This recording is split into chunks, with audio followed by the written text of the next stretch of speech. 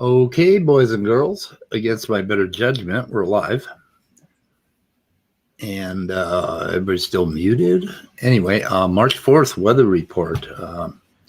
I'm so tired. But we were having a heated discussion backstage, an energetic discussion, right, John? It was very energetic, and I hope we haven't lost the moment. Oh, we may have lost the moment. So you don't want to hear my rationalization for killing the Canaanite children, obviously. So, well, no beliefs. Okay. Yeah, it's basically. I don't know, but American toddlers are still shooting people on a weekly basis, and that is a news article I just ran across. So just consider that when you see toddlers. Well, and I just would hope that nobody would come to the conclusion from that story that you did that toddlers need to be dealt with. Yeah, and they get away with it. I mean, they never go to jail. Because if a toddler shoots somebody, there's only one bad person there, whoever is responsible for that toddler. I guess this is just more of my atypical thinking. So anyway, we were talking about atypical thinking concerning belief, where if somebody asks me what a belief is, I will tell you that it is basically a state of affairs in a brain where a person will react in a certain way. Like if I were to say that I believe it's healthy to eat bacon, then that belief consists of a bunch of synapses in my brain that have been welded shut in a certain manner that if you ask me, should I eat bacon, I will say yes, so I'll behave in a certain way. But now there's the philosophical or putative definition of belief, which is a definition of the word, right? But it is also, in a certain sense, a definition of the state of affairs in your mind.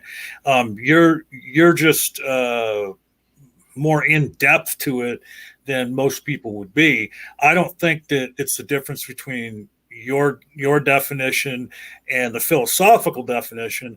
I think it's a difference between defining it more intricately, which you're doing, as opposed to just giving a baseline definition of it. Which to me, a belief is a state of affairs about the world around you that you find to be true, that you, the individual, find to be true. It's not necessarily that it is a true fact, but that you find it to be true. Like people's belief in God. They believe there is a God. We don't believe there is a God. Okay, so if you have somebody who believes that seeds, like plant seeds, are little alien creatures, and you ask him that, and he believes that is true, and you ask him that on Tuesday, but on Wednesday he thinks that seeds are rocks. Okay, well, changes his mind entirely. Well, so, then I would say if that happens with an individual, and they continue to do that, then that would indicate some type of problem going on in their brain. Yeah. Right. So my definition is not subject to any of those conditions. My definition is just a state of the brain that would create a certain reaction to various inputs. That sort of thing. So it'd be right. And I'm not balking at your definition. I'm just saying that your definition is more in depth, more addressing the intricacies of human physiology. Whereas if you just describe what a belief is, just like colloquially for regular people to understand, because you're kind of an irregular person, and I don't mean that in a pejorative sense. I mean, much more about the physiological side of it, or in the gastroenterological sense. Yes, yeah, exactly. So I was going to mention it yesterday, and I put up a diagram, but the mouse brain, the olfactory part of the mouse brain is like the hugest part of the brain, the part that smells things, right? And they call it a rhinencephalon, and rhino means, nose. I think it's Greek, right? So they called it the rhinencephalon, and then they changed it to and I listened to a very humorous neuroscientist talk about this a few weeks or months back. And he was talking about, it's actually, they call it the limbic system, or your emotional system. So they were making the case that your emotional system in early mammals was very much connected to a sense of smell more than anything else, to the point where that entire limbic system was dominated by olfactory. Now, if you look at a diagram of the brain, when you smell something, it goes directly into your cortex and your limbic system, into that whole. Things that there's some layers or shells around it, but it's a very old part of your brain, and it goes directly in there. Smells do, but now if you see something, if you feel something, if you all of your other senses go through a switch yard called the thalamus. And that is what kind of shuts off and goes dead when you sleep. But apparently, smell still goes right into your brain when you're sleeping. Whereas if somebody touched you, you're probably not going to feel it or notice it in your cortex so much. So anyway, the smell is very, very different kind of sense. And it is involved, I think, in our sense of morality very deeply, as is obvious when you look at the words for disgusting and things that we find immoral. So I was going to mention that yesterday. Well, so from there, explain why smells are so good at retrieving memories.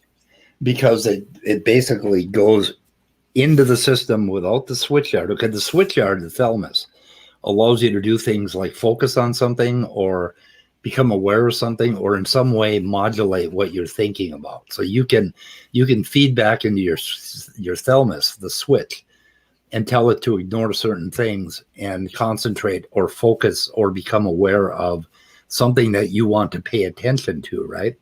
But smells do not have that advantage. They just light up the cortex, and so things will pop up that you are not trying to think about.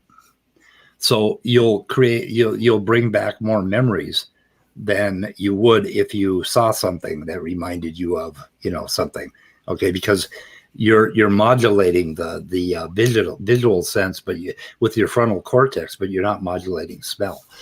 So that is my half-ass theory about why smell creates more memories, because there's no modulation. Well, they're going to come out of every quarter. And just an ancillary question that you made me think of: why is it, and maybe there is no scientific answer to this, but why is it that if you're having a tough time trying to remember something, recall some memory or some fact from your brain, the best way to remember it is to stop thinking about it?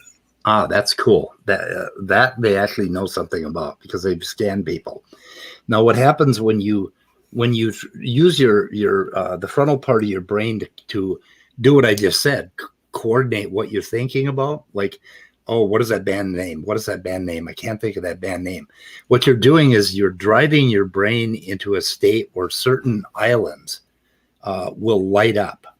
Okay, so you have certain areas that are going to light up because you've forced it to happen.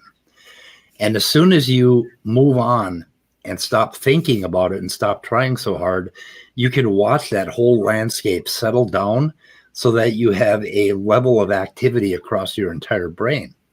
That's also the state you're in when you meditate. Your entire brain kind of lights up. As soon as that happens, there's a little memo device right above your ears called the hippocampus that keeps track of things that you just recently thought about. So what happens is the entire brain lights up. There's a connection made between those networks. It goes to that memo and says, that band name is The Doors. Okay, so that's how it happens. So it is a very real thing that you should stop trying when you can't remember something right away, because what you're doing is you're driving your brain into these local minima. And when you do that, you're never going to fucking remember it until you stop trying. Then your brain is going to become more diffuse and more broadband.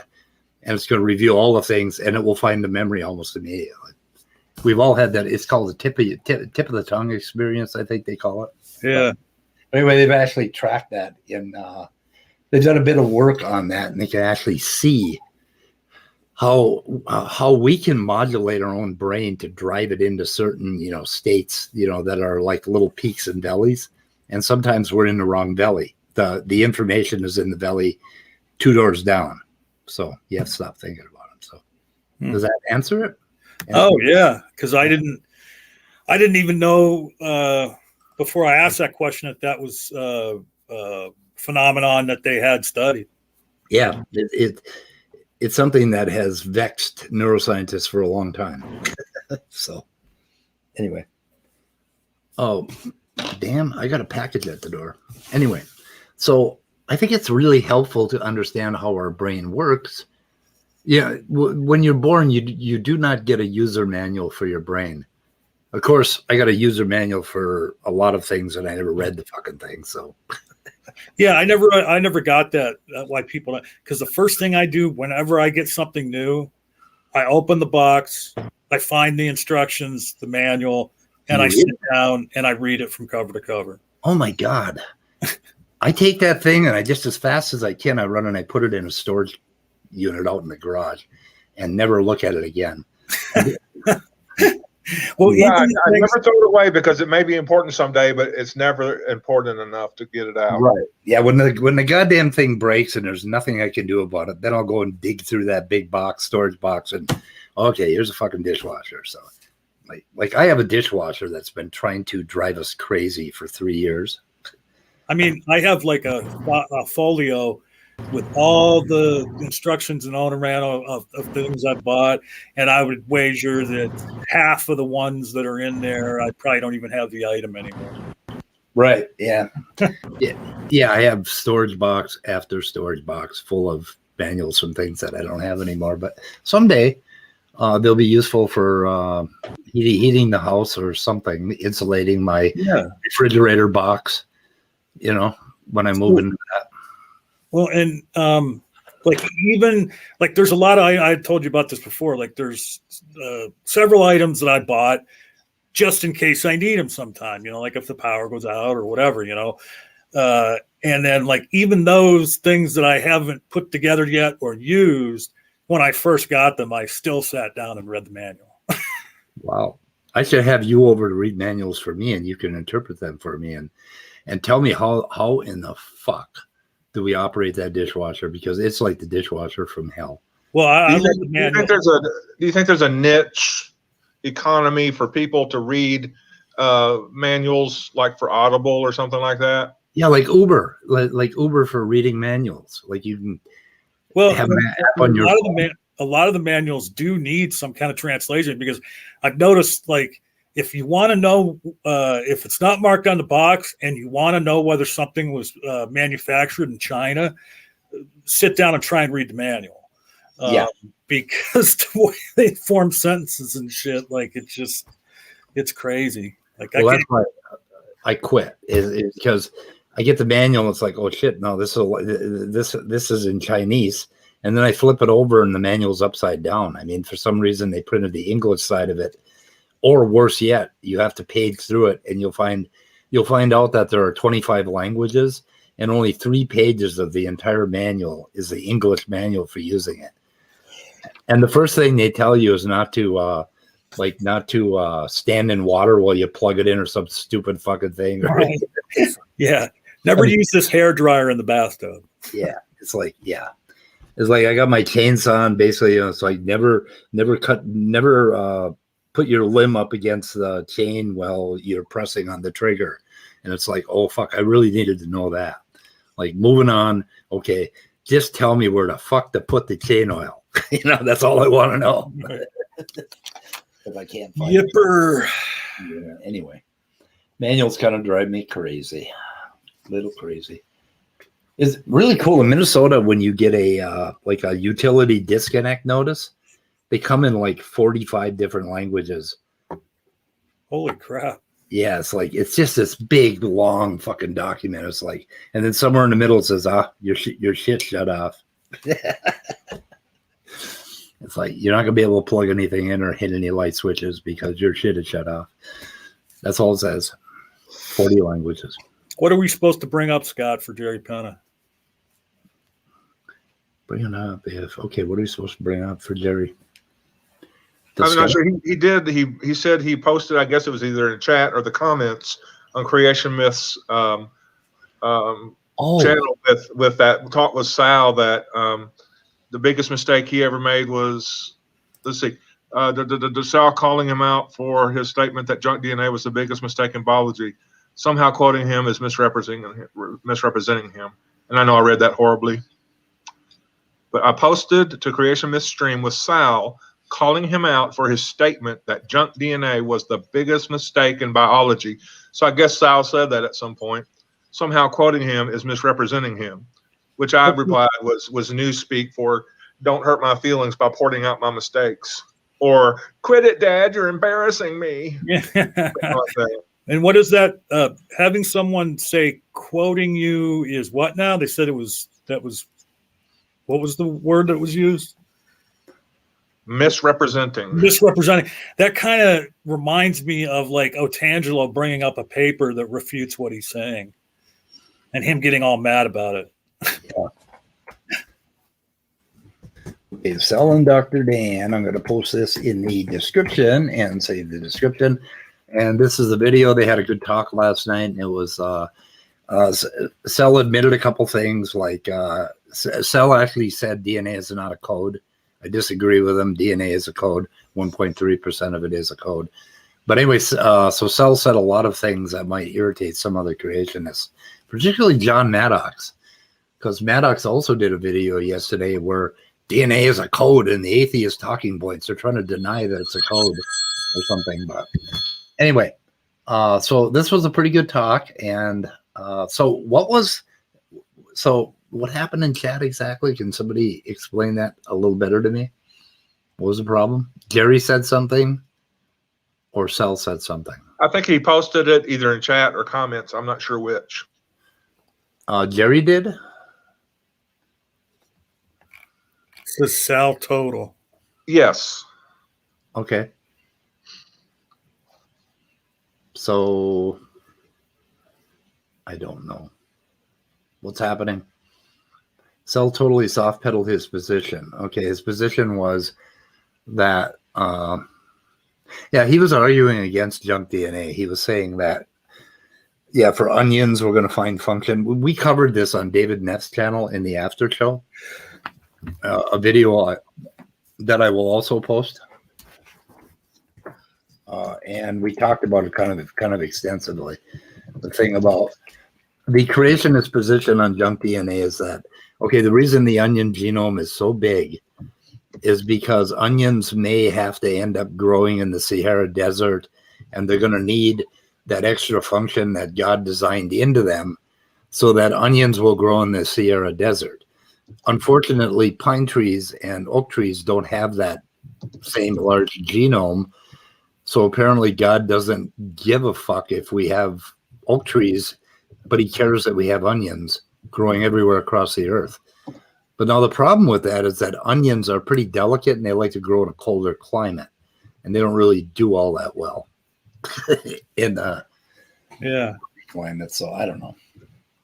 I mean, and onions, I mean, I think I've heard you guys mention this before, like, or you just alluded to it a minute ago, don't they have like one of the largest genomes of anything, any living thing? No, there are things that dwarf the onion, but the onion is like 5 times as big as our genome. So it has all kinds of junk DNA or stuff that isn't really necessary. Well, but then that means that onions are more important than us, then, huh? I guess so. Yeah, God liked onions more, but he didn't like garlic as much because garlic, I think, has a smaller genome. So, but anyways, Sal was sort of hinting that this was all designed into the genome, that God planned all that stuff. And he gave the onion this incredible adaptability. And then he talked, I think, about dogs and breeding or something, or maybe we did. I can't remember. Or maybe John did. But they insist that all of the breeds of dogs we have was designed into the original wolf, that the Chihuahua was actually part of the design. When God created the wolf, he had the Chihuahua in mind, and the Bulldog and the Great Dane and all that. Pretty weak. They would have to show us how that shit actually works at a molecular level. I mean, I don't think they can. Well, and so I've always said, to people that want to deny evolution, I'd say, well, wait a minute, why is your creationism and evolution not compatible? I mean, there's plenty of Christians out there that believe that that was the manner in which God did it. But then the flip side of that coin is if God is all powerful, why would he create life forms that were so complicated and intricate? I mean, like, why would he need to utilize evolution or a genome or anything when he could just snap his fingers and say, here's this living thing? And it's his colleagues. Well, they couldn't believe we said that. I said, okay. Yeah. On average. I must have been being like, if you're only getting one transcript per cell, that's I not was doing in the middle anything. of The talking half-life when of you started RNA, this. especially if it's not polyadenylate. Oh, you can hear that? Yeah, I can hear that. Son of a bitch. I'm sorry. Oh, that's okay. But like, he could have just created us and we could have had bodies full of sawdust, The site is muted and you can still hear it, and I can't. You have it up on you're screen sharing it, and the sound was coming through. Can you hear it now? Nope. Okay. Well, I couldn't hear it. I'm sorry. I didn't mean to interrupt you. It wasn't that big a deal. I just never even dawned on me that we could be hearing it and you couldn't be hearing it. Yeah. Oh my God. They need to work on some of these things to make them a little more worky. We need a user manual. I wonder if I can find that out in my storage room. How to use YouTube. I wonder if I threw that manual out there. There's actually YouTube University. Oh yeah, God, is that boring? Yeah. There's another dimension of this user manual thing, is that, especially when dealing with computers and internet, most user manuals are useless. They should be called useless manuals. Yeah. Yep. Definitely. I remember when they created the phrase user friendly. It was about in 1980 or 81, and they first came up with user friendly. And as it turned out, what that meant, because we had all these non-user friendly manuals for microcomputers, right? And then when we came up with user friendly manuals, what they did is they took out all of the things that you needed to know about the program, and they put a bunch of bullshit instructions. And then they, I think it was Digital Equipment and a few other companies, Apple, that came up with this user friendly. And I was like, bullshit. That was actually where it went to hell. So, little historical fact for you about my. So I see that even though you weren't listening to me, I see in the chat Jerry Penna was listening to me. So he I was listening to you. I can't remember what you were saying because that was a minute ago, and you know how my brain works. Yeah. That's how I did. But your brain, it's funny because you do that, and I do that too. Like, I just did it a minute ago when Scott read something, and I was like, "Oh, what was that one word I heard like 30 seconds ago that you said?" Yeah. But then you can remember all the scientific knowledge stays in your brain, but you can't remember what was said 1 minute ago. Yeah, because what's more important? Well, yeah. True. Yeah. Well, my ex-wife thinks what she said 6 years ago was important. Or 30 years ago. It's like, you remember, Mike, when I told you this? It's like, nope, I don't remember a fucking thing you said even 30 seconds ago. In fact, I don't even know what you're saying to me right now. Yeah, I didn't last long in my marriages. I didn't. Like, I try to tell both my wives, you need to do a mouse move to get my screensaver to shut off before you start fucking talking to me. I mean, I'm surprised she didn't get that, and just every time she wanted to talk to you and have you listen, she should have just walked up and grabbed hold of your junk. She tried, yeah. That was one of her tactics. We're not going to talk about that, but yeah, I mean, all she had to say was, incoming, or most move. I would have paid attention to what she was saying. It's like she's about 15 sentences into it, and I just noticed that she's talking. It's like I'm totally fucked. I realize I'm totally fucked now. This is going to turn into an argument. I know it. Then you start saying yes and nodding your head, and you don't even know what you're agreeing to. Yeah. And then she says, and then she catches me. She catches me at that game. She knows that I don't know what she's talking about. And the conversation ensues. But I love my ex-wives. They're no longer with me. So it's easier to love them now. Yeah, from a distance.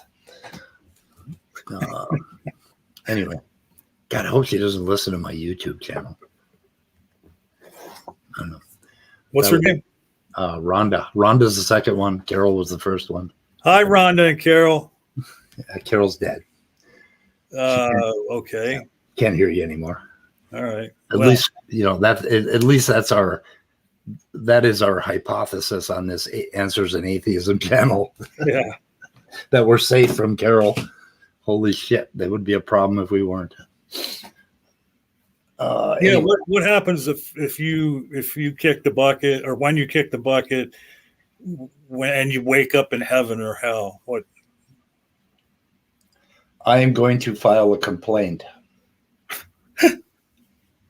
First thing, I'm gonna write a complaint letter, one of my emails. What in the fuck is going on? What were you thinking? God damn it! I didn't sign up for this shit. Let me out of here. Either heaven or hell. Either way, I want out. God damn! It's like I wanted to take a nap, and you motherfuckers are trying to fucking put me in perpetual Sunday up in the clouds. Bullshit. Or Lake of Fire. Of course, that kind of sounds like a rave to me. I always thought hell sounded like a rave. So I wonder, like, if those guys are true or accurate, and then you end up in heaven. I wonder when you go to take communion, do you actually get some of Jesus's flesh and blood, or? Oh boy, beef. Oh, that sounds great. Like you go to communion in heaven, and Jesus just kind of walks around the church and lets you lick him, or take little bites out like a little piranha, Yeah. Oh, anyway, this went dark. Okay, so we were talking about Sal and Dan. Let's see. So they talked about the ENCODE project, and I think I'm not sure if they ever come to an agreement on that, but Sal kind of agreed, that some of these things were very minimally active, and Dr. Dan is showing this graph here of how much of a signal they get from each of these things that are transcribed. The thing is, there are a lot of things that are transcribed in the genome, like these retroviruses that I have a picture of for today's icon, the classification of different transposons. A lot of those things, they are active by design, because they are viruses, right? So they get transcribed, and they end up out there as RNAs doing something, usually injecting themselves back into your genome. But every now and then, over the last 190 million years since these viruses entered our animal ancestors, some of those things ended up becoming co-opted to do legitimate functions, like the placenta, like placental mammals. They evolved along with the viruses, basically, and they ended up these HERVs or HERVs that ended up having a function in the whole process of giving a live birth, that sort of thing.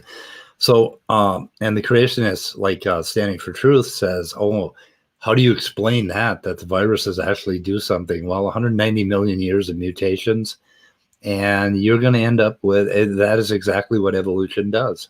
It finds a way to fit this stuff in. So So none of their shit carries any weight. And then Sal has this, he makes a big thing of this line, which is a long interspersed nuclear element, and how it has an effect on the nucleolus. And that's also absolutely excellent evolution in action. You know, the fact that these things are, and I haven't read the paper yet, so I don't know exactly what it does, but the nucleolus is a little area inside your nucleus where your ribosomes are created, basically, and a bunch of other RNAs are created. And it's just it's a little factory inside of your nucleus. And that thing developed along with the nucleus, or possibly even prior to the nucleus, which is another interesting story in evolution. So again, Sal brought something up which he considers to be absolute proof of, you know, that there was an intelligent design, and you can just shoot them down in about 50 different ways. So I think, yeah, here's the nucleolus with the little line that ends up having some function. So anyway, I've been talking a lot. What the fuck, guys? Back me up here. Well, I mean, yeah. Yeah, it was nucleotides or something. Mm-hmm. Speak. Oh, there you go. That's what I've got to say about it. Yeah, God damn it, Scott. You sound like did that dog do that because it heard Speed say speak, Scott? That's right. I heard him say speak, and that's what happened. What's his Actually, name? it just so happened that a vehicle rolled up in front of the house, just, you know, kind of slowed down a little, and that just sets my big dog off. Yeah. That's not a euphemism, is it? No. Okay. You heard the actual dog, so. Okay. Yeah. That's like my St. Bernard in the house going woof, woof, when joggers would go around the cul-de-sac, and they would always run a lot faster after they heard him, because they thought if that son of a bitch gets out, he's just going to, like, he could take them down in one bite. So, something you said when you were just talking there reminded me of this, something I meant to bring up here a while back. I think we were having a discussion about morality. And during that discussion of morality, I had referred to biological evolution, and I used the phrase social evolution. And I can't remember who it was, but somebody posted in the chat that I was Kent Hovind Jr. because I had used the phrase social evolution. And I meant to bring that up because now, of course, Kent Hovind takes all the colloquial usages of the word evolution. Yeah. And then he thinks that it's all part of the evolution, you know, biological evolution theory. He conflates them all together like they're one big theory. There is, there's biological evolution, and then other things have an evolution as in a history or a going through changes or whatever. And I just thought that was funny, though. I was Kent Hovind just because I used the phrase social evolution, which is wow. Yeah, star evolution, chemical evolution, universe evolution. What else he's got? Like 6 things he lists. Right. And he thinks it's all part of one theory. And he doesn't believe in any of them. He doesn't even believe that chemicals were created in stars, or other than helium or hydrogen and helium. That's quite a stretch for Kent. So I posted a Wikipedia definition of social evolution, just basically as a subdiscipline of evolutionary biology. Yeah. Oh, you posted in private chat? No, public. Oh, good. I love public. Okay, so there's something interesting. I don't know if you know anything about this, Speed, or the other 2 guys in the room. This is probably more of a Leo question, but so you mentioned stars and hydrogen and helium. What is the process that, because everything started out as that, and then you got all the heavy elements, and like what's like overall, like a thumbnail kind of sketch of what process is that when these more simpler elements, for lack of better terminology, end up being all these elements that are on the periodic chart. Well, I think the first stars were just hydrogen, right? And once they entered whatever cycles of death that they were going to enter into, that's when the other elements started forming. Now, there might have been helium or something. I'm not sure, but that's my general idea. I dare not go in any more detail, or I might make you go very mad. I know very little about it, but hydrogen, basically hydrogen fuses together and forms helium. And then the star goes supernova, and the second generation star takes helium and hydrogen and starts fusing that up to the level of iron. So it can go as far as iron, and when it starts to do iron or accumulate iron, the star can die. But what happens is some of those go supernova, and they end up the process of supernovas where the higher order, even higher atomic number elements are created. But we need Leo in here to explain to us. Do some explaining, Leo. Where are you? There's never a Leo around when you need one. I invited the Leo. Yeah. For the early universe, I hear that the stars that were bigger too, so then they die faster too when they're bigger. Kind of sounds like human beings. Human beings die faster too when they're bigger. There you go. Physics to that. That's probably why the bigger something is, the more it burns. Metabolism or its fuel. Yeah, I'm so big that if I run too fast, my thighs burn. Okay, I just did my StreamYard bot. Can you guys fill the dead airspace for about 2 minutes? That's your version of the StreamYard bot? Yeah. Yeah, we're the bot. Hey, at 4:00 p.m. Central Standard Time, everybody, Gutsick Gibbon has a bite-sized bust that she's premiering. I suggest that if you want to get some good science and some good art, because she's an excellent animationist, I guess you would call her, then go over to Gutsick Gibbon's channel at 4 p.m. Central Standard Time. I think it's simply just animator. Animator. Okay, thanks. And that was today's moment in pedantry. That's right. You know, I do make up words when I'm winging it, so I have to be careful. I remember one time making my family bust out laughing at me when I used the word grammatically instead of grammatically. They're like, "Oh, what's that? Something grandma does grammatically?" That may be. That just may be. You may have made up a new word having to do with grandmas. You need to trademark it, though. They'll take it from you. Big dictionary will. Big dictionary. Yeah, I know that can have some connotations, but they're talking about whales in there, I think, in the chat. But you know, one thing I'd like to see is a good presentation on manatee evolution, because I think we have a pretty good fossil record on them as well. Well, and we have a living example in our own community too. And who would that be? Brett Keane. They call him. Okay, yeah. Yeah. I've never seen him or seen anything that he was in, but I've heard y'all talk about him. All right. And Will is baby manatee. Baby manatee. Yeah. Are they tight? I mean, I guess they used to be. I don't know.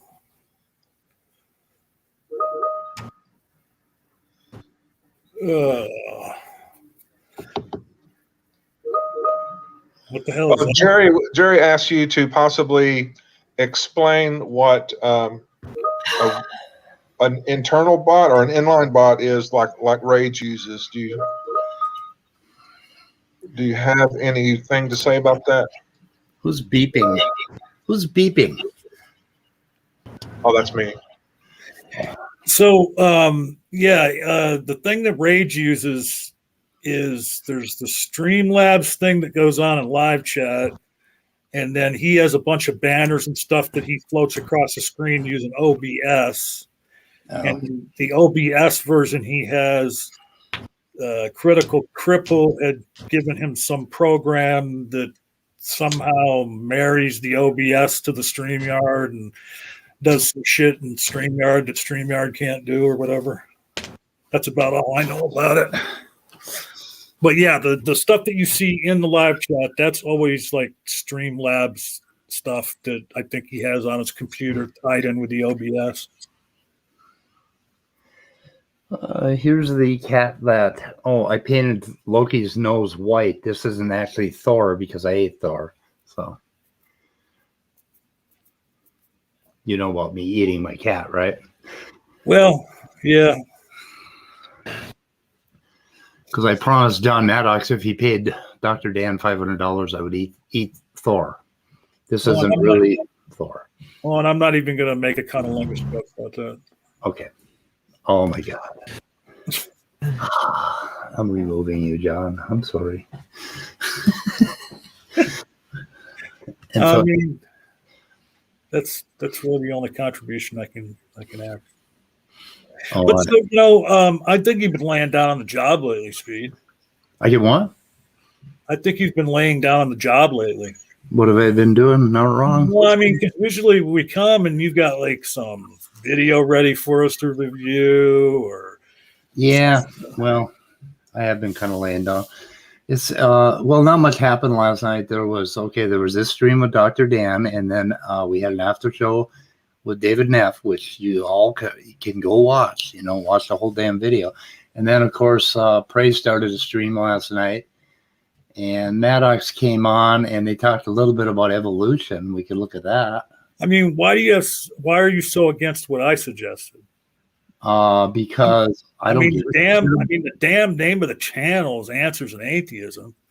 Yeah, but but I don't really give a shit about the Bible and the Canaanites, and I don't even know what the hell they are. Well, no, but I'm not saying I give a shit about that either. What I'm talking about is the interaction between CJ trying to defend that horrible thing with Skylar, who, doesn't suffer fools like that. I just thought it might be fun. Well, do you have any good bookmarks? Because you've been kind of laying down on the job. You bring a video and you don't have any bookmarks. Well, why? Well, yeah, the reason I don't have any bookmarks is because when me and Rage, when we, kind of like you and me did last week, going back and forth between the two channels, we generally look at the whole video no matter how long it takes. You know what I mean? Ooh, yeah, but you know how that works on this channel. We get a foreskin in 5 seconds. Right. And I guess the thing I would like to listen to is like, if you bring it up, then jump ahead to after the starting soon shit, like when he plays the music. And then you don't have to play the intro. I would like to just hear it right from their openings, which would probably be like 6 or 7 minutes in or something like that. Yeah. And I think CJ gave his opening first because I went over there and I saw Skylar's opening, and then they went right into the back and forth. So it must have been CJ gave his opening first. Okay, we could go look at that one. Yeah, maybe just look at a little of it. I just, it boggles my mind that when these Christians, like most Christians I know, fine people, they have a sense of morality irrespective of the Bible. And the ones that like see like the horrible things described in the Bible, like slavery and genocide and, wiping out the whole planet at one time, how they can sit there with a serious look on their face and defend that stuff as if it's okay just because God did it. Yeah. I don't know. The problem of evil, right? So that's kind of what we're talking about. Yeah, I guess. I mean, CJ, I disagree with almost everything he says, but I kind of like him as far as like an interlocutor because he didn't pull any punches. Like when he debated Skylar with Smokey, and I think T-Jump was on Skylar's side, and they were debating whether the global flood was moral. And at one point, CJ just came out and said it. Skylar had asked him, so as long as God did it, drowning a baby is okay. And CJ just answered directly, yes. Yeah. If God did it, it has to be moral. I mean, I always hate it when they said that. I think Veckel always said that too, because it's like, okay, well, God is the creator, so by their love, in their view, he can do what he wants with his creation. But that's tantamount to saying that somebody could create a computer simulation and do whatever the fuck they want with it. Like, yeah, sure, but there isn't any part of the Bible that basically shows God as being anything like he gives a shit about human beings, individuals, right? For one thing, there's this insistence that the flesh is evil. Anything of the flesh is evil. So if you enjoy your cheesecake, obviously you're sinning. Anything is evil, right? So there's that. And then he gives these little critters that he created free will and does not give them a user manual about how to use that free will. And then he damns them to the lake of fire if they fuck it up. So, I mean, there is so overall, there's nothing in the Bible that said that God gives a shit at all, except for sending his only begotten son down to love the shit out of you if you obey all these strict rules. So about 10 million of us get to go to heaven forever, and the rest of us go to the lake of fire. I mean, this is a real caring motherfucker. I'll be honest. Certain religions always creeps me out. Well, I got to tell you, Speed, you just basically delivered a very famous George Carlin routine. Oh, really? Yeah. He was the same thing. He'd list all the bad shit, and then he'd go, but he loves you. I remember that one. Yeah. He just loves the shit out of you, I don't know. And then he gives you his only begotten son to save you, but then you also have to give yourself to this Jesus character and eat his fucking flesh and drink his blood every Sunday in order to get that love and hug, otherwise you're going to the lake of fire. So can you share Kathy's comment real quick? Oh, Kathy. Oh yeah, Kathy's always precious. By the way, Speed, go ahead, sorry. Yeah, Jesus, midnight. Sorry, go ahead. But no, Kathy. Okay, he says they defend. Wait a minute, fuck you, Kathy. They defend it because they don't interpret God so naively as to imagine God is a sky daddy who drowns babies. But they do. Literally, God is a sky daddy who drowns babies. Literally. Literally. And well, they interpret it that way. And I mean, you can't tell me that the fundies don't interpret it exactly like that. I don't understand. Can I say something really quick? Like, before the space age, before we figured out how to go into space, God was in the clouds, right? So, then we learned astronomy. Then he was in space. Now he's outside of time and space. Like he keeps getting farther and farther away. I like how Coffee repeats himself. That's how naive people interpret the Bible. I would say the naive people that are the ones that interpret the Bible as true. Yeah. Basically. Yeah. Well, okay. The Buddhist take on good and evil is that when you think about it, if people didn't die, all of the resources on the earth would be gone, or we'd have, what would we get? Like DoorDash from another star? I mean, what would keep us growing forever and ever and ever and nobody dying? How many people would there be right now? And you're supposed to be prolific, be fruitful, and multiply. So each of you are supposed to have 14 fucking kids. Funny enough, Dark Matter actually did that video. What if Dark Matter 2525? I remember he did that video about Adam and Eve. And what if they didn't eat the apple at the end? Yeah, what would happen? Oh no! At the end of the video, God is like, "Eat the fucking fruit," because the entire planet. Copy. A while back. Oh, sorry. Go ahead. Oh, I sent Speed that video from Dark Matter a while back. That was funny as fuck. But go ahead, John. What I was saying was like Kathy puts in quotes, "Sky Daddy" is a naive interpretation. Like, dude, don't you recognize like a joke or like a pejorative, basically, of of God you believe? I mean, we don't literally interpret God as a sky daddy, okay? I mean, we know how to define, what you guys think a God is, but we're taking shots at you when we say sky daddy. That's not our literal interpretation. Yeah. Yeah, well, anyway, so but the idea of evil, I mean, we have to have good and evil, or you would not know good. You only know good through evil, or bad, pain or pleasure through pain. There has to be that contrast. If you only had pleasure, you wouldn't feel it. You'd be totally numb. Well, comfortably numb. I mean, there is some truth to that, if I remember correctly. The Buddha, before he became the Buddha, he lived a life of luxury, right? Life of pleasure. He didn't really know any suffering until he went outside the palace. Yeah. So I can kind of see the point where you need good and evil. Yeah, but that was all metaphor.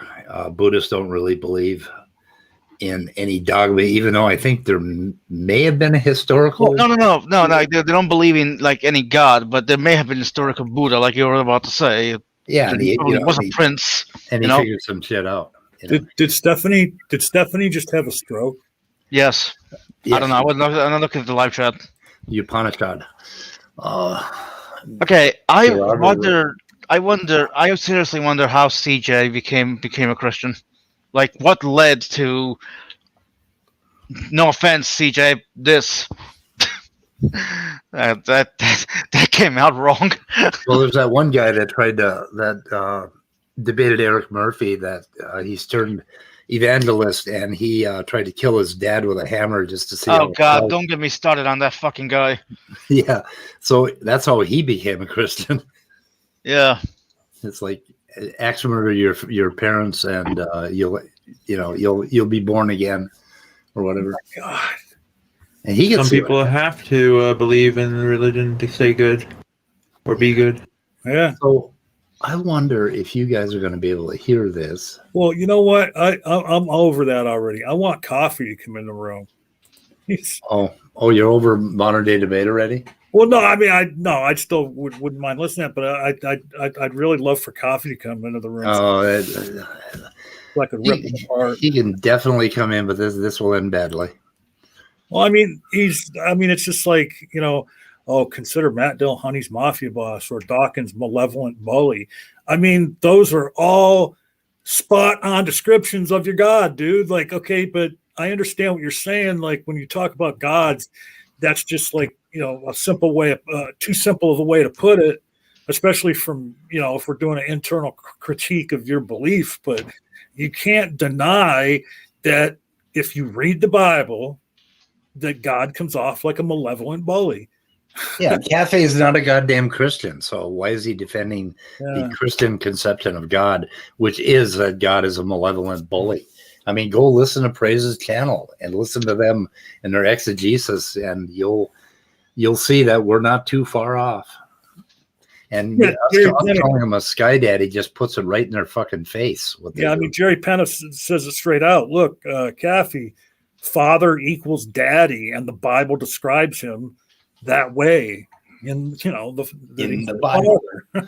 Yeah, but of course, Cafe like Ellen Watts would have a more liberal or different interpretation of the Bible as pure metaphor, but that's not what fundy Christians believe. So who are you defending, Cafe, and why are you attacking us when we're calling it like it is? And he's saying Sky Daddy is the biggest straw man argument in history. It's not a fucking argument, dude. Like, yeah, it is an argument, but it's fucking accurate. I mean, they do think of the spirit out there somewhere, right? Out there, like now. In fact, one of them just came on. The cosmic background radiation. They claim that that's the water, the what is it? The fundament or some fucking thing that's outside.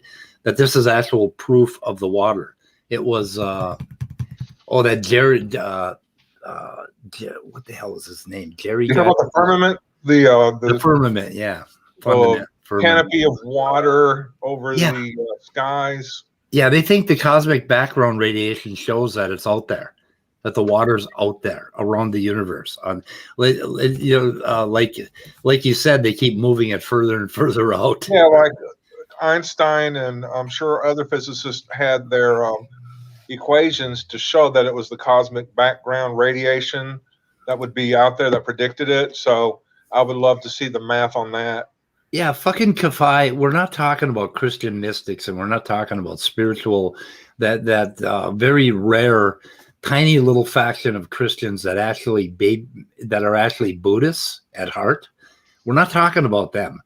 Where have they ever showed up on YouTube? Tell me what their YouTube channel is, because SFT and Praise I Am, none of those guys believe in this Christian mystic bullshit. In fact, they call Christian mystics heretics, and they want to burn them at the stake. Go listen to their channel, for Christ's sake, and don't give us this. You are erecting a straw man argument against atheism. That's what you're doing. So, like, if I call you an asshole, is that a straw man, or is it just an insult? Referring to most notable, well, we're not referring to most notable philosophers. We're referring to the average bullshit fucking Texan virus denying, vaccine, anti-vax Christian fundamentalist fucking asshole. That's what we're talking about. Did I say that right? Did I use enough adjectives? Yeah, you use enough adjectives. I did. Okay, I don't have to add any more. Yeah, I mean, you weren't quite as verbose as John Maddox, but yeah, you used and you forgot to use the word delineation too. So. Oh yeah, and premise. Yeah, but I got a whole fucking fresh bag of adjectives here I can open. I just hope he never finds the word ostensibly. Yes. I hate that word. So many years of listening to Rush Limbaugh use the word. Oh, Rush used that all the time? I can't remember. All the time, at least when I was listening to him. No, it's been 20 years since I listened to Rush. So, are we sure that that's Kathy, or is that maybe Danny on a sock account? Yeah, it's probably Danny on a sock account. Yeah, I get it. You get your theology from the most naive among us. From the guy who thinks you see God when you trip. When you take a heroic dose of mushrooms. When you take enough mushrooms to shit yourself thoroughly. I heard I have this friend who went down to somewhere in fucking South America and did the whole ayahuasca thing. And he described throwing up and shitting himself for like 4 hours. And then he had this spiritual experience, and he told me about it. I'm sitting there thinking, no thanks. Nope. I'm not doing that. It's an amazing. You heard about the ayahuasca thing, right? They take you in and they make you drink from this bowl of strange looking white milky fluid. And then for the next 4 to 8 hours, you throw up and have diarrhea attacks, and you have a spiritual experience. I think I'm going to go with a different kind of path myself. I don't know. I think anybody who throws up enough and diarrhea is enough, it's going to have some sort of mystical experience. Yeah. Like that one scene from Young Guns. Yeah. They take the peyote and they're puking all over the place and stuff. Oh, you can get mystical experiences without drugs. We know that. That's been all throughout history. But anyway, yeah. What was I going to say? I've taken heroic doses of alcohol and had similar experiences. Well, I mean, yeah, you can do it. You can do it with alcohol too, but then you usually just meet the porcelain god. Yeah, I got really. I drank like 20 beers, and then I started on slow gin at about 1 a.m. when the bars closed, and drank about a quart of slow gin. And I lived in a little hotel, so I had this little shitty hotel room, and had a public bathroom with all these stalls, and it was all just pure white porcelain everywhere, right? So it was pure white.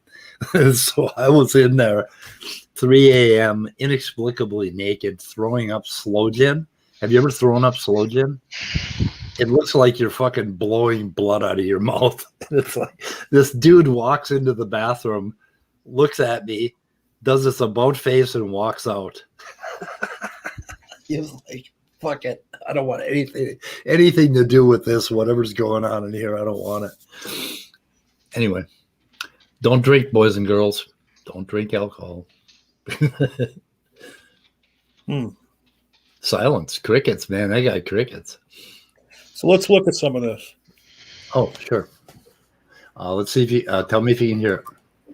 I appreciate you, and I appreciate, Nope. of course. I can't hear it. I can hear it. Son of a bitch. Okay, let me unmute my site. Let me switch some devices here for a minute. But it sounds like you hit it right at the right spot. It sounds like CJ's just getting ready to give his opening.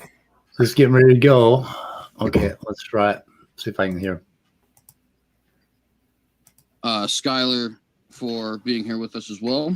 Of course, I want to start just by giving all glory and praises to Jesus Christ and blessings to you all in his name. Of course, the question that we're having here today, that we're having put before us here today, is not really phrased in the form of a question, but essentially it's on the ethics of the slaying of Canaan. And for those of you who don't know, which I highly doubt is anybody actually watching this, because otherwise, why would you be here, right? This is specifically in reference to the book of Joshua, and of course the books surrounding Joshua that command how this is supposed to be done. When, according to the Bible, the Israelites actually came into Canaan and destroyed the 7 nations that were there: Girgashites, Perizzites, Canaanites, so on and so forth, right? And the question, is this ethical? Obviously, in my opinion, it rests on rests really on a God claim, in a way, right? So if the narrative is actually speaking to us the truth, right, which I believe that it is, then of course this is a justified slaying of the Canaanites. It's not even up for dispute. Why do I say that? Number one, God is sovereign and can do quite literally anything he wants. I want to stress this point for those who are out there and claim to be Christian, right? God is a sovereign being. He's capable of saving and only saving every purple panda born on the 7th Tuesday of September if he so chooses. And that, of course, would mean nothing, right? God is a loving God, so he does not do these things. But the idea that he owes us something is completely absurd, right? We are his creations. We are the pot in this situation. The potter is the actual focus in this particular equation, right? Just as it is in any other equation. So we don't have the authority to sit there and start questioning God's morality, right? Now, that's only for believers, of course. That doesn't really have any effect on the non-believers, I guess I would say. But I just want to make that clear, right? That's the first reason why. If the narrative is telling the truth, then of course this is justified. Secondly, if the narrative is telling the truth, then the second reason why, if the narrative is telling us the truth, this is completely and totally justified, is because, of course, God being the sovereign judge, right? Not only does he have the authority, but he actually has an obligation to judge sinful and wicked peoples. And by the way, he does not show any partiality between nations. The slaughter of the Canaanites is considered particularly rough, but let me remind you that at one point in time, and in some time in the future, according to the Bible, God has judged the entire planet. God has judged Israel on numerous occasions, judging them in the form of the Babylonian captivity, judging northern Israel in the form of the Assyrian captivity, judging Judah in its return in the form of the Roman captivity. God does not show partiality with any of these groups of people because God is the sovereign judge, the ultimate judge, a righteous judge who is thrice holy. What does this mean? It means that he is obligated by his very nature to destroy the unrepentant wicked nations. And I would like to stress, by the way, that includes, at least in my opinion, in the modern day, in case that question is to come up at some point. And of course, that leads us to the third reason why this is obviously justified if the narrative is telling the truth, which is that the Canaanites are doing horrible and egregious things. If we go to the list of things which the Canaanites at least are accused of in the scripture, we'll start with Leviticus 18. Now, it doesn't explicitly say that everything in Leviticus 18 is being done specifically by Canaan, but it basically says that everything in Leviticus 18 is being done by Canaan. In verse 3, we say, after the doings of the land of Egypt, wherein ye dwelt, shall you not do. And after the doings of the land of Canaan, whither I bring you, shall you not do. Neither shall you walk in their ordinances. It then proceeds to list out a bunch of things that you should not do. Foreskin. This includes sleeping with your own. Why did we have to pick a video where the guy is quoting from King James? It sounds ridiculous. That's all I had to say. Okay. Well, as long as you stopped it, let me say again that already you can see that his argument is it's moral if God does it. Yeah. That's basically his argument. And then, he's talked about the bad things that the Canaanites were doing. And everybody can probably guess where Skylar's going to go with this, because when he debated the guy about the flood, he's going to bring up, well, okay, so these Canaanites were doing it, but why did you kill all of them, including innocent children and shit like that? I mean, I just don't get it. I don't get it at all. So they killed all the Canaanites, like men, women, children, just like not just the evil ones, but the entire society? Yep. Okay. And I don't understand how that would be. I mean, how could all of the Canaanites be evil right down to the toddlers, Exactly. It's kind of like my facetious bullshit about toddlers with guns, meant to be a stupid joke that applies to this biblical passage. Actually, it's like, oh my God, toddlers are so evil. They're going to grow up to be evil Canaanites or whatever. But I mean, I'm sorry. Go ahead. How can an entire race be evil? Like every single man, woman, and child? Well, hold on. If I can add something really quick, from how it was explained to me, and maybe he brings it up, is that they killed everybody, men, women, and children, because if the kids would grow up, they would seek revenge. The problem with that is, they could kill the men, women, and children, but take the babies and raise them as their own. Yeah, and they wouldn't grow up. Yeah. Well, I mean, it almost sounds like bigoted kind of thinking. All of this certain group of people are this bad thing, or I don't, I mean, saying they're all bad. I mean, even like based on what Midnight just said. Well, we got to kill the youngins too, because they're going to grow up to be just like their parents. Yeah.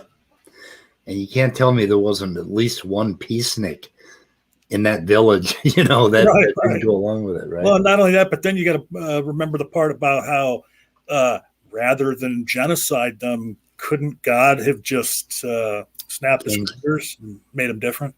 Yeah, change them. Or give them all a heroic dosage of mushrooms.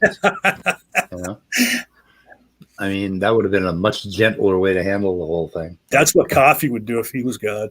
He would. Didn't he turn people into salt one time? Okay, I realize you can do it without drugs, but if you're going to use psychedelics to induce mystical experience, no, you don't need a heroic dose. A small dose can actually do it, but heroic dose, I don't know. You get out there on the edge, but you're not going to be able to do it no matter what dosage you take, because that isn't how you have a spiritual experience. If you're trying to have a spiritual experience by doing drugs, you aren't going to have one, because the very definition of having a spiritual experience is not trying to have one. It's like Douglas Adams with the thing about how you learn to fly. You fall and you forget to. You fall and you forget gravity, basically. You forget to go down, and then you learn how to fly. Well, it's the same kind of thing, but I don't think Kafai understands that, and that's why he has not yet attained nirvana. Well, right, Cavi, and then so next time you do take the heroic dose, just try not to. Try and fly. Yeah, or try to fly. Yeah. Don't you have to have some capability to even attempt that? Okay, this channel does not condone Kathy taking mushrooms and trying to fly. Well, no, I mean, you don't have to have some kind of ability before trying to do it. You just need to get up really, really high first and believe you can fly. This channel does not condone what John just suggested. Okay. And by no means am I seriously suggesting that you do that, Kathy. Yeah. If you ever have the feeling that you can fly because of your mystical dealings with God, please get a hold of one of us right away. Yeah, call us. Or drink Red Bull. Give There's you- wings. Ashley Kafai has my number, so he can call me and talk this out. So the offer's open. Anyway, I never drink Red Bull. Just know this quote. I think it tastes like balls. And how would you know what balls taste like? Meh. Man, we're not going to talk about that story. All right. I already told you about my slow gin story, and all I heard was crickets, so I think I went too far. I'm not going to, like, the ball story would be even further. Not going there. Not taking You your know, bait, you need to get a John. laugh track to give us time to unmute ourselves. Like we mute ourselves, so like the dog, you don't hear the dog or you don't hear the beeping. Yeah, and yeah, get to the button in time to respond before you're going, what, crickets? yeah, yeah. I do hit the crickets button pretty fast. So anyway, okay, you want to go on with this Oh, sure. shit show? Family members, sleeping with beasts, sacrificing your children to Moloch, homosexuality, so on and so forth. Of course, some of those. What? Homosexuality? Oh my God! Genocide! Kill them all. Did he just say that out loud? Yeah, he was listing of the things that the Canaanites were guilty of, and apparently the children too. You know, so What a dick! Anyway, things being higher and lower in the Foreskin. actual moral claim than others. But the idea Really, I mean it. I just wanted to point out, I was looking at a Patheos has a YouTube channel, and they've kind of teamed up with the guy from Religion for Breakfast, and they've got a series of 15-minute videos. And one of them involved the Canaanites, and I think in that video they mentioned that the archaeological record really doesn't show that much conflict between the Philistines and the Canaanites and the Israelites. So, you know, this is a story, but the actual archaeological reality shows a more peaceful interaction. who were the Canaanites? Episode 2, 1 and 2. That one. I think so, yeah. Okay. And then they had one on the Philistines too. So, The Canaanites. I can't find episode 1. are you looking on Patheos? Yeah. Yeah. I had not spotted. Oh, that looks like an interesting site. It is a very interesting site, and Religion for Breakfast is a really interesting site as well. Let me put this in the. Let me put it in the description. I get such a fucking headache at times. It's Yeah. fun arguing with people, isn't it? It is. Are you on Discord again, Midnight? No, Twitter. I was just arguing with a certain. Twitter, Discord. Don't do it. Just say no, children, boys and girls. Say no. Yeah, can you and I talk off? Well, actually, no. I need to go grocery shopping later today. I didn't want to call you. I got a message on my phone from Twitter that said, "Just a Walking Fish hasn't tweeted for a while, and he just tweeted." And it's like, wait a minute, they're keeping tabs on you? Yeah, Twitter. But anyways, let's see. Did you guys ever see I saw it in a YouTube video here the other day when they had what's his name on from Facebook? I can't remember the kid's name. He looks like some dweeb. And so the fucking senator asked him, would you mind telling everybody here what hotel you stayed at last night? And it was just like dead silence. And then he's like, well, no, I wouldn't feel comfortable saying that here in public. And then he asked him, like, and, you know, would you like to share with everybody, like, where you live? Or, I don't know, something like personal questions. Yeah. And then the senator's like, yeah, I think that, you know, you now know what a lot of people feel like they're on Facebook because they share all that shit about you. Yeah. Okay. Want to listen to more? Sure. I want to, because even if we don't listen even beyond it, I want to hear the rest of CJ's opening, and then I want to hear Skylar's response to it, because I haven't seen the whole thing, but I just imagine it will be beautiful. idea being that these people are indeed very wicked, according to the scripture, according to what we're actually being set out here. And that's not just from a biblical standpoint. Even the atheists would agree even the secularists would agree, unless they just are completely morally nihilistic in total, that sacrificing your children is wrong, that temple prostitution is wrong, that incest is wrong, that cruelty to animals is wrong, so on and so forth. All these different things that we see the Canaanites being constantly accused of. And by the way, we do know for a fact that this did indeed occur. There will be many people who want to whitewash history and say the Canaanites were actually these gentle, nature-loving polytheists. That is simply not the case. Wait, We don't have foreskin. solid records from before. Where's the evidence of that? Yeah, there's the evidence. Like, for fuck's sake, I really hate this. The Canaanites were evil, baby killers, blah blah. No, the Canaanites were peaceful. Is it fucking possible that the Canaanites were fucking human and thus there was good and bad within them? Is it possible? Yeah, where's Sorry, I'm a little pissed historical, right now.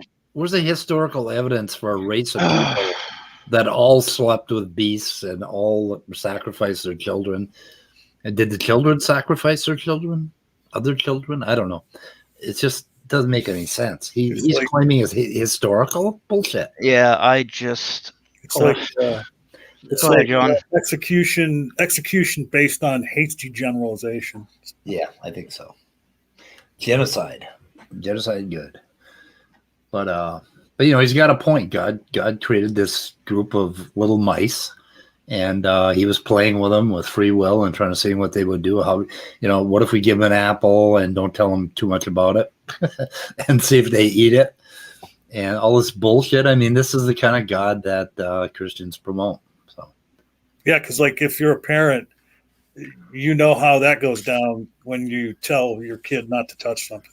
well, there's a group of Christians that talk about how to cut a stick to beat your child. And I think who did it? Apologia and what's it? Oh, Shannon Q. Yeah, Did a bunch of videos on it, I think, and some other people did it too. But basically, there's a whole. I mean, this whole stern parent beat your child sort of thing. It's just what they think. It's what they feel. It's what's in their goddamn book. well, I mean, hasn't there been studies where where spanking a child doesn't really work? Probably. well, good work, and like I've always said, guess what? I've trained, and I haven't been a parent, so I guess I don't know, from experience, but I've always said that I've trained many dogs without corporal punishment. Yeah. I think I could do the same thing with a child. Yeah. Yep. I just use heavy guilt on my kids. let them do whatever they wanted, but then they even remember That's child adult abuse. Yeah, they remember a few incidents where they still feel guilty because they called me an asshole, and I just sat there and like made them feel guilty about it instead of yelling at them. So you use guilt. So you're saying you're a proponent of the Jewish method. I think so. Yeah. Okay. Yeah, I think that's what I use. I mean, it works really well. You build moral character if you can get at that guilt bone, and you ain't going to do that by beating them. You're just going to get at the pissed off bone, and then if they turn out to be 6'2" and you're 5'11", you're fucked because they're going to take you down.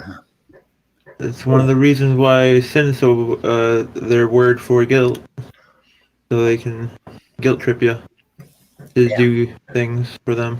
Well, guilt is a good thing. It's a guiding force for humans, Makes you do things that you probably shouldn't do too. Sometimes, yeah. Guilt, like anything else, an emotion that can be wrongly applied and abused. What value though is post masturbation guilt? That I don't know. I don't know. Thanks, John. Okay, I always get way too hard of the matter. moving on. For the time of roughly 800, 700 BC, but we do have some indication of what happens before then in a lot of their what I guess you would call colonies, Phoenician colonies, right? So, for example, with Carthage, right? We have a lot of reports from Carthage, or not from Carthage, excuse me, from the enemies of Carthage, foreskin. the Romans and the Greeks. What's a Carthage? Stephanie, the guy that's speaking right now is C.J. Cox. That's not Skylar. Yeah. Skylar's the guy that's about to rip this guy you like apart. Carthage is a Phoenician settlement that became probably the biggest rival to to Rome. They created, or among them was General Hannibal, who took all the elephants and waged war. Oh, okay. And it was an outpost there, I guess one of their easternmost outposts. Well, wait a minute. I'm confused. Okay, so Stephanie says the big man. Yeah, the bigger guy is Skylar, but you had posted, I like the Skylar fellow. He seems reasonable. He hasn't talked yet. Oh, she's probably familiar with him, so. No, she said, first time I've seen him. Oh, well, he looks reasonable, doesn't he? You're talking about the guy on the left, Stephanie? The guy in the red jacket on the left with the newsy hat and the headphones? Is that who you're talking about? Going once? So twice? did God drop the G-bomb on Carthage too? I think he's about to just use that to excoriate them as a race, saying they're related to these people. These people were awful. Therefore, the Canaanites were awful. The old genetics bone. For example, Yeah, this is all justifying hatred towards other people. Okay. saying that these people were very proficient in the slaughtering of infants. Human sacrifice was pretty common in the world. Infant sacrifice was a little bit less common in the world. So it was definitely of note when the Romans and the Greeks were dealing with these people. And if you trace back Carthage's history far enough, you will realize it's a Canaanite colony. You can do the same thing with Crete. Crete has a long history of what we would consider to be debaucherous behaviors, licentious sexual practices. Somehow they managed to get it in there. So is he suggesting that we drop the other bomb on Crete? Yes, maybe. I don't know. No, he's just saying these people were awful. Therefore, you can imagine how awful the Canaanites were. So Crete is awful. Crete is awful. They're of Canaanite origin. So therefore, the Canaanites, neighboring Israel, were awful too. Which is, I totally suspect his historical research. So I think he was just fishing for other apologists that agreed with him. So I guess Stephanie watched this last night, and that's what she was referring to. Okay. The first time she saw him was in this video when she watched it live. Yeah, I kind of figured that's what she was up to. So That's good. Okay. Their head that they were having sacrifices every year at one point in time in a labyrinth. Whether or not that actually happened as a part of history is sort of irrelevant. The point is, their myths show that they were a quite vicious culture that was, at least in theory, okay with sacrificing children. Once again, you trace their history back, you will see that this is a Canaanite colony, right? And the only real reports we have of the religious practices of the Canaanites when they lived in Canaan comes from the... So wait a minute. We don't really know if they sacrificed children. It's just in theory they would be okay with it. So fuck them, so we're going to destroy them. Is that what because it wasn't Crete destroyed? And of course, Carthage was destroyed to the point where, they salted the ground. Yeah. So everything you get about these folks is from Greek and Roman historians. Yeah. And if they're anti-Canaanite, they're going to say the worst things they can about them. And if you think like this, how are you going to react if we come up against another nation? Right?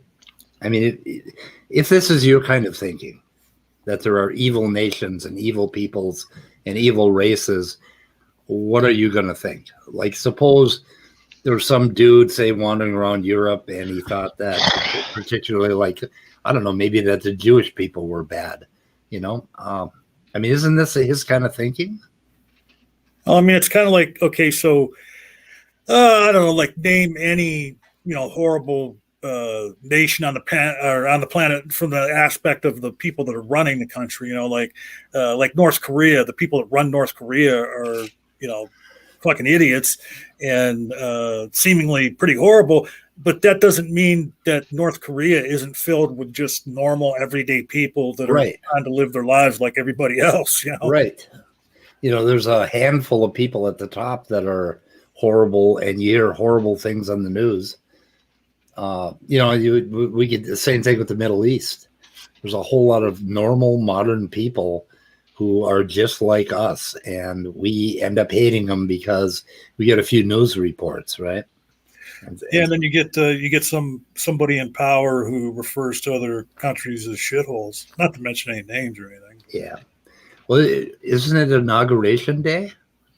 Right. Yeah. Trump's supposed to be. How's that going? Yeah, I don't know. I think it's supposed to be like March 20th, or is it The 4th. Today. Oh, the 4th? Yeah. Yeah, because March 4th used to be the inauguration day, and so that shit was going around that there was one more chance for Trump to be made president, and that was today. Yep. So Biden is going to hand it over to Trump today, supposedly. Yeah, pretty good. I'll have to check, see how that's going for him. The scripture, which I believe is a historically accurate document, which is showing indeed that these cultures were doing in Canaan the exact same things that they would go do on the island of Crete. I'm so sorry. So he thinks the Bible is a historically accurate document. Now, much like any other fiction, there are points in the Bible that are historically accurate. But as the atheist meme goes, New York City exists. That doesn't make Spider-Man real. But what I love about this is, so he's saying he believes that a donkey can talk, that a snake can talk, that a man can rise from the dead, that the earth was completely covered in water at one time. I mean, historically accurate? What? Well, he looks like he smoked his share, so I don't know. Oh, I'm judgy. I'm being judgy. Well, I'll tell you what. Somebody commented that very thing in the comment section under this video. Did they? Yeah, that he looked like he was really stoned the whole time. Yeah. So who is Sunbun? Sunbun. That must be a name for one of our favorites. Okay, so maybe sunflower. There was a sunflower up around for a while. Oh, Sunbun, him. Really? Where was that he was talking about atheists? I would like to hear that. I had not heard the name Sunbun before, so. Anyway. I think that's what she means. Sun pansy. Sun pansy. That's a good one. Oh, on Dak's channel last night. Oh, okay. So Dak had another. Yeah, he's somebody that went on with on the Rage a lot, I think. Yeah, he's somebody that he's kind of like Otangelo. I couldn't even tell you how many times I've had to mute Sunflower. Huh. So Dak is over there doing another stream at the same time as the weather report today. Get the fuck out of here. Yeah, he's doing another one. Anyway. I'm surprised. Actually, no. You know what? I'm not going to jinx it. You know, we've been doing good today. Yeah, but I got to tell you, I'm very surprised by that. I mean, is he just being obtuse, or is he trying to say something? I don't know. I'm not sure. He hasn't been around for a while, and I'm not sure where that came from. I know I advertised the hell out of his channel the other day, and I don't know. Maybe it's just me, but okay. So if those three things are to be accepted as true, and I believe that they are, right? That God is capable of doing basically whatever he wants. He's the creator. That God is obligated to judge the wicked, and that the Canaanites definitely qualify as the wicked, then I think the answer is obviously yes. God is not only justified in taking them out, again, I would say he is obligated to take them out. And I would argue the exact same thing is true. Wait. He's obligated. So what has he been doing lately? Yeah. I mean, aren't there any evil races he should be taken out now? I don't know. It's just maybe not. Well, I mean, and by that logic, since he's a creator, he can do it. So any parent, hey, if your kid's unruly with you, take him into the bathroom and drown him. Take him out. Creator. Yeah. I think they make that suggestion somewhere in the Bible. We here at Answers in Atheism do not endorse the drowning of children. No. Well, or whether they behave badly. Thank you, Scott. And you're absolutely right, Scott, because actually the Bible prescribes that you take them to the town square and stone them. Nor do we recommend a heroic dose of mushrooms once a year. Just fucking use moderation, boys and girls. Moderation. I mean, it must be one hell of a heroic dose if it's only once a year, because he acts like he's tripping all the time. Yep. Decides that as a whole, they want to turn away from righteousness and from God. And with that, I would concede. Okay, now Thank we're you on very the scala. much. Also, forgot to mention it at the very start, folks. We are pumped for this to No, we don't care confirm about that that, Tyler James. for his Hey, James. Talking about the word genocide and God. And in the context of God committing a genocide. I don't know about you out there, folks. Let's talk plainly here for a second. I want you to raise your hand out there and just note it to yourself. How many of you believe your God is genocidal? Right? How many believe that your God is actually capable of committing genocide? Okay. I just want to put that out before I really get in, because this is not. I want to kind of let other people know, not a mainstream view what CJ is putting out here. Okay. This is what I would call very. Who's building a cabinet, or is that on the? Sorry. Mute. Extremist view of the topic. Now, what I heard from CJ is basically God can just do whatever he wants because people are his clay or his creation. So it wouldn't really matter, if he killed them because they were sacrificing babies, if he killed them simply because they were born with a sinful nature. Why are we even talking about whether it's the Canaanite situation, right? Someone could just steal an apple and they're worthy of death, right? Because simply being born is worthy of death in your Christian worldview. So, let's, I guess for some sake of argument, we're going to have, I'm willing to grant, we'll just say there's a God, right? Because this is going to be a really boring argument if I just say, hey, let's try to get you to prove there's a God first. So we'll just skip ahead, right? Let's say there's some form of God. Now, you're trying to argue basically that it's moral in cases to execute children and babies. Because it's not like, God just went in specifically and killed the people who were doing the wrong actions, right? He wiped out everybody, anything that was living. Now, is that what we want to call moral? You're basically going to call it moral to execute innocent children, right? I wouldn't even probably be having this debate with you if it was just about the adults, right? I might be able to be persuaded to your side. I'm not for, right? I'm not even going to, I'm not going to get into the historical aspect tonight of this, but I do disagree with some of the historical aspects that you've laid out. I don't think this is the key issue that I'm going to deal with here, but there has to be a level to where this all-powerful, almighty God who can build universes, right, but can't be specific about the people that he's killing, right?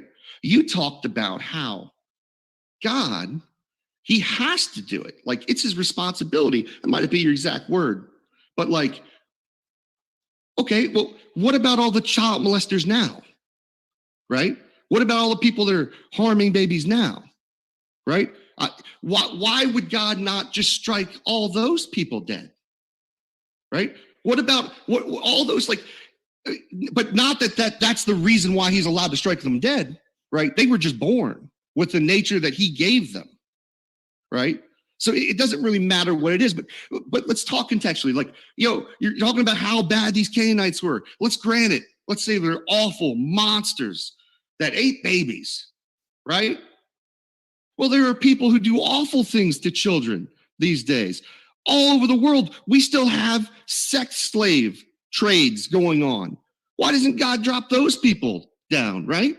Why is it that God only seems to show up in places we can't verify it, right? Why is it when we look at the Bible, right, the stories of the Israelites and the violence and all the things it talks about is just like the cultures that were around them, right? They weren't different. The ancient Israelites sacrificed babies. There's a great episode, by the way. Check out Dr. Josh Bowen on the Digital Hammurabi channel. He's got an interview with a doctor who has a whole book about Israelite child sacrifices. So, in the end, here's what's going to happen. right? You're going to say, my God can do whatever he wants because my God is whatever the perfect standard of morality. But it's not, you're going to say that, right? And I'm just simply going to, in some sense, dismiss it, because if all you have is my God can do whatever I want, that's really not an argument. And it leads to all kinds of problems. What if God in those stories like got more specific about how he wanted all the people killed? Would that make it wrong? What if he was like, I want you to torture everybody first before you kill them? Would that make it wrong?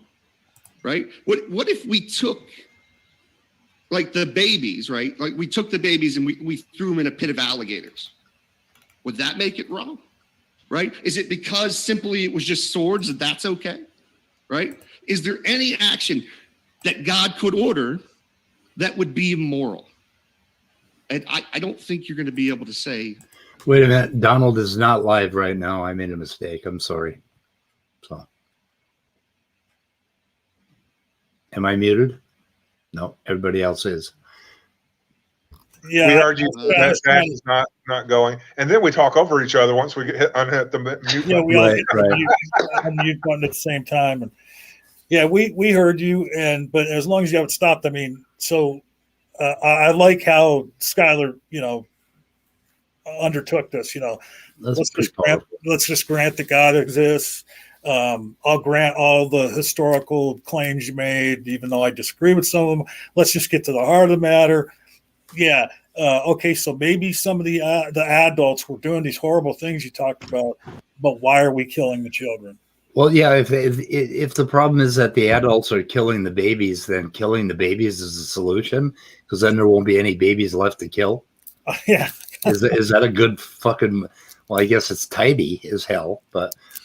How were the Canaanites killed? Were they killed by God, or were they killed by? He ordered the Israelites to do it. So they actually cut them up with swords and knives. I just want to say something really quick. I need to go. All right, I'm going to go fruit shopping. Thanks for having me on, Speed. Okay, thanks. Good night. But I mean, and I can't remember if it was this story in the Bible or it might have been another story where God had ordered. Dashed the children's heads against the rocks and cut the pregnant women open with swords. Oh my God! I can't remember if that was the Canaanites or some other situation in the Bible. I'm liking this Christianity less and less the more I learn about it. And I didn't like it to begin with. So, otherwise, you're going to have to say it's moral. All right, I think that's good for right now. I'll give up the rest of my time. You got it. We'll jump into open conversation, folks. So thanks so much, everybody. As mentioned, if you happen to have a question, feel free to fire it into the old live chat. If you tag me with @ModernDayDebate, makes it easier for me to see those questions. And so with that, the floor is all yours, gentlemen. CJ, how do you want to start, bro? So you want to go any further? Or? It's up to you. I mean, I heard what I wanted to hear. Yeah, we can do something else. I'm going to give you Dak's channel here in a minute. Hang on a second. Somebody asked for Dak's channel. So he does pretty good. And he gets Darth Dawkins twice in a row. So maybe even 3 times. Well, it's because Darth, I think he goes around and stalks new atheist channels. Hey, there's a channel that might not have dealt with me before and know who I am. They're going to let me come in and talk. Yeah.